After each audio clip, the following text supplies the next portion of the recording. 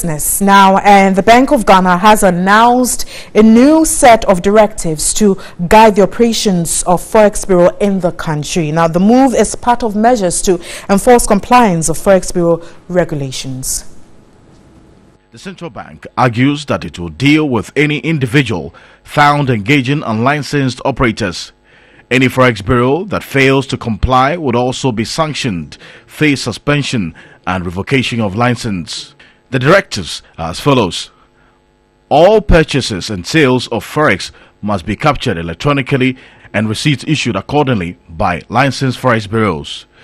All customers must provide valid national identification or other valid personal ID such as voter's ID, passport, or driver's license when engaging in Forex transactions with Forex Bureaus. All licensed Forex Bureaus must submit the required monthly returns electronically to the Bank of Ghana within 5 working days after the end of the month. All licensed Forex Bureaus must complete and submit a license renewal questionnaire 2 months before the expiration of the current license.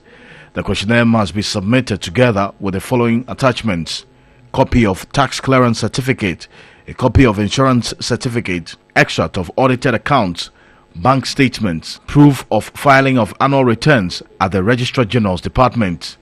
All licensed Forex Bureaus must comply with the provisions of the Data Protection Act 2012, Act 843, and must register with the Data Protection Commission of the Ministry of Communications as a key requirement for annual license renewal.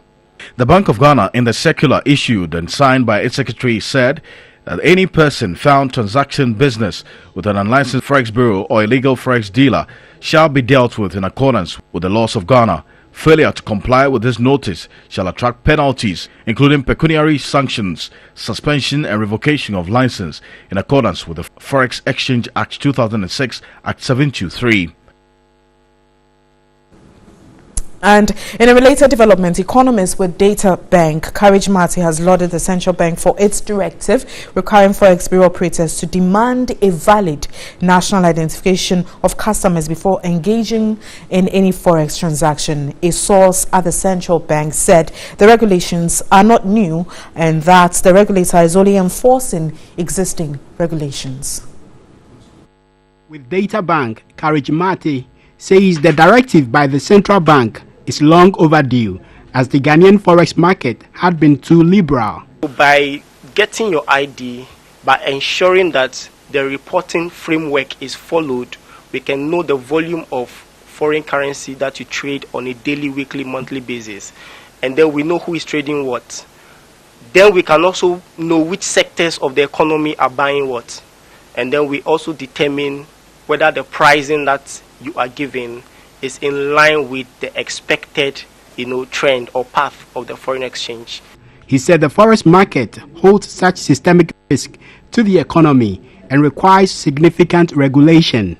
That during periods of depreciation, the pace of depreciation tends to be faster in the other parts of the foreign exchange markets, like the Forex Bureau and the black market.